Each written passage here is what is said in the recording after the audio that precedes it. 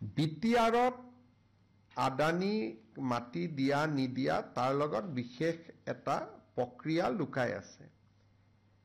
অসমত আমি ৩০০০ megawatt thermal power উৎপাদনৰ বাবে আমি এটা উদ্যোগ স্থাপন কৰিম আৰু এই উদ্যোগটোৰ বাবে নিবিদা হ'ব।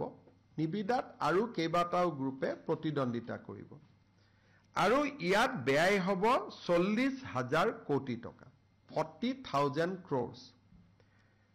আমি ভাবিছিলো যে জাগিৰোডৰ দৰে সমান ইনভেষ্টমেন্ট এটা যদি কোকৰাঝাৰত হয় তাৰ ৰাইজে আমাক আদৰণি জনাব আৰু বিটিএডিৰ উন্নয়নৰ প্ৰক্ৰিয়া ত্বৰান্বিত হ'ব। কাৰণ 40,000 crores ইনভেষ্টমেন্ট মানে মিনিমাম 1 লাখ মানুহে ডাইৰেক্টলি ইনডাইৰেক্টলি তাত এমপ্লয়মেন্ট পাব।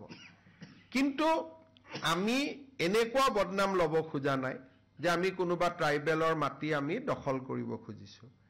এই ৩০০০ মেগাৱাট শক্তি উৎপাদনৰ বাবে আন স্থানত আমাৰ মাটি ইতিমধ্যে নিৰ্ধাৰণ কৰা আছে।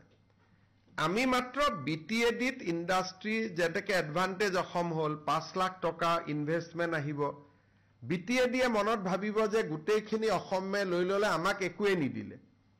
সেইকাৰণেহে আমি তেওঁলোকক দিয়াৰ এটা প্ৰস্তাৱ দিছিলো। কিন্তু তেওঁলোকে যিহেতু নিজে নালাগে বুলি কৈছে, আমাৰ অতিৰিক্ত মাটি মজুত আছে আৰু নৱেম্বৰত তাৰ আধাৰশিলাও হ'ব আৰু উদ্যোগটো আগবাঢ়িও যাব। গতিকে তাৰ কাৰণে আমাৰ জোৰ জবস্তি কৰা কথা নাই। কিন্তু ৰাইজে এটা কথাও জানিব লাগে, সেই ৪,০০০ বা ৩,০০০ বিঘা মাটি মাত্ৰ ৮০টা পৰিয়ালে ৰাখি থৈ দিছে। গতিকে ৮০টা পৰিয়ালে ৪,০০০ বিঘা মাটি ভোগ দখলত থাকিব লাগে নেকি? গতিকে মই আহ্বান জনাম যে তাত আদানী নহয়, অন্ততঃ মেডিকেল কলেজ হওক, ইঞ্জিনিয়াৰিং কলেজ হওক, কিবা ভাল কামত সেই মাটিখিনি ব্যৱহাৰ হওক। কিন্তু আমাৰ পাৱাৰ প্ৰজেক্টৰ কাৰণে আমাৰ এনেকুৱা কোনো বাধ্যবাধকতা নাই যে আমি তাতেই যাব লাগিব। অতিৰিক্ত ২ মাটি আমি ধুবুৰী আৰু গোৱালপাৰা জিলাত আমি ৰেডি কৰি থৈছো।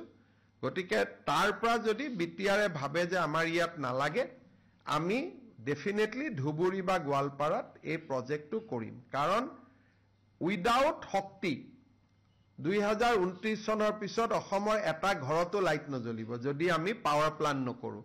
আনকি বিটিআৰৰো এটা ঘৰত লাইট নজ্বলিব যদি আমাৰ পাৱাৰ প্লান্ট নহয়। কিন্তু এইখন চৰকাৰৰ নীতি যে আমি কতোৱে জনজাতীয় লোকৰ লগত সংঘাত নকৰো। তেওঁলোকে ভাল পাব বুলিহে আমি প্ৰজেক্টটো তাত লৈ গৈছিলো। নহলে কব আপোনালোকে জাগিৰোডত কৰে, গুৱাহাটীত কৰে, বিটিআৰত একো নকৰে। আমি সেইকাৰণেহে গৈছিলো। কিন্তু আমাৰ ধুবুৰী আৰু গোৱালপাৰাত মাটি ইতিমধ্যে ইনফেক্ট ৱালৰ কামো চলি আছে, কাটাতাৰৰ বেৰা আদিৰ কাম চলি আছে। গতিকে এই প্ৰজেক্টটো নিৰ্ধাৰিত সময়ত ভাৰত চৰকাৰৰ পৰা আমি কোল লিংকেজো পাই গলো। গতিকে মই ভাবো যে নৱেম্বৰত এই ৪০,০০০ কোটি টকা বিনিয়োগৰ আধাৰশিলাও হ'ব আৰু আমি কামত আগবাঢ়িও যাব পাৰিম।